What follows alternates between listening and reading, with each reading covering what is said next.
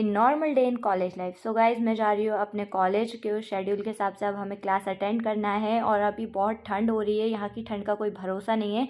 दिल्ली की ठंड में कभी गर्मी कभी ठंड कुछ भी चलता है। तो पहली क्लास थी हमारी ट्रिपल ई का लैब, फिर था हमारा ब्रेक, और ब्रेक में हमें एक ग्रोसरी मिली। हम भटकते रहते हैं तो हमने फाउंड किया, तो हमें पता चला हमारे कैंपस में ग्रोसरी है। फिर मैं आ गई थी अपना लंच करने, और फिर था एक और लैब, फिर क्लास था। तो हमारा ऑटोकैड का लैब था, हमने वो क्लास लिया। उसके बाद था हमारा डाटा स्ट्रक्चर का क्लास था, उसमें हम थोड़ा सा ये देख रहे थे कार्टून, बच्चों वाली हरकत कर रहे थे। और फिर हो गई थी शाम, और मैं अपने कॉलेज से वापस आ गई थी अपने हॉस्टल, और ये है शाम का व्यू।